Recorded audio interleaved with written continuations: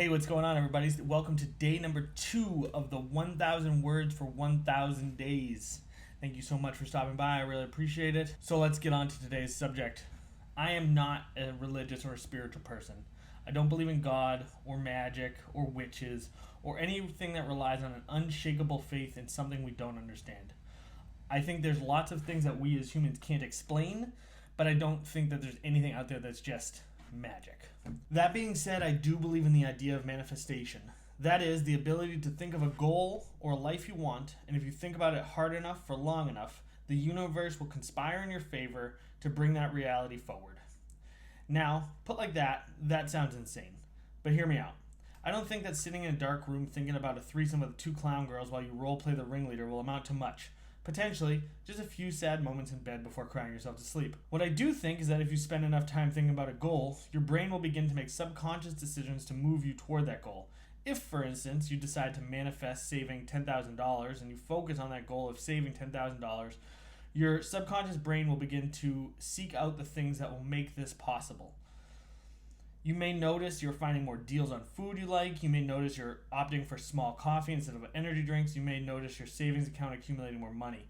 If you aren't paying attention, you might only notice the growing number in your savings account and think that the universe is making deposits in your name, and not just that your animal brain is doing exactly what you told it to do.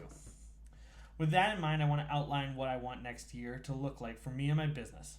I'm going to focus on the end result and not so much on the how-to. Hopefully, my subconscious handles that part for me. It's December 31st, 2024. I am now 37 years old, which I can almost guarantee will happen. I'm sitting in my kitchen watching the sunrise. The last year has been amazing. I've monetized my content and am now making my living full time on nothing but the content I create. My YouTube channel is now over 100,000 subscribers and is continuing to grow. We moved into a new house that we paid for mostly in cash. We held on to our old house after paying it off and refinished it. We use it to let friends stay there when they are around, or as a place for guests on my show to stay when they are in town. It beats the hell out of a hotel. My wife doesn't need to work anymore, and we're able to spend more time together. We go on real dates once a week, and we spend more time together as a family. I was able to hire a full-time assistant to assist me with things. I still handle the bulk of the creative work, although I'm letting them take a bigger part in it.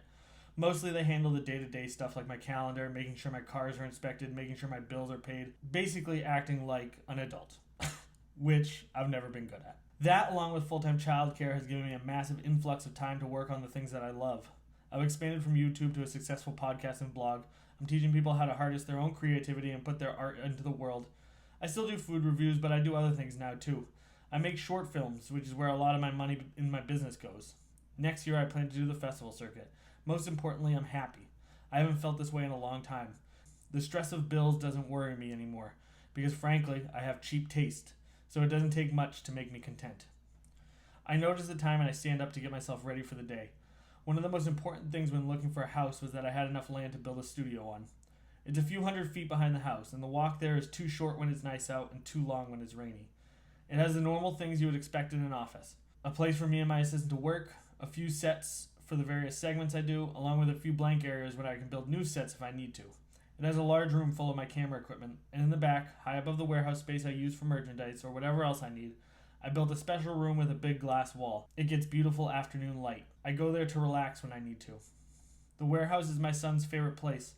I set aside a spot just for him. It has some toys, but it's mostly full of old appliances and electronics that he pulls apart and puts back together.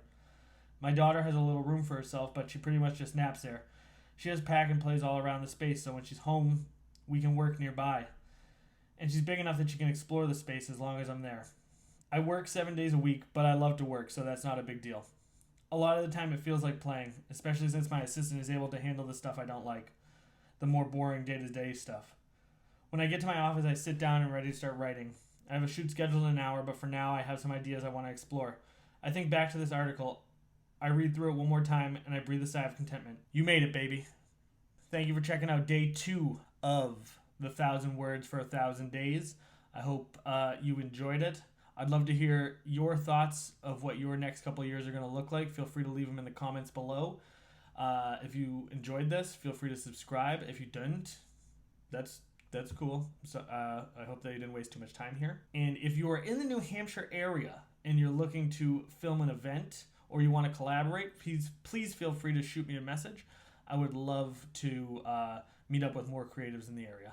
All right. Have a great day, guys. Bye.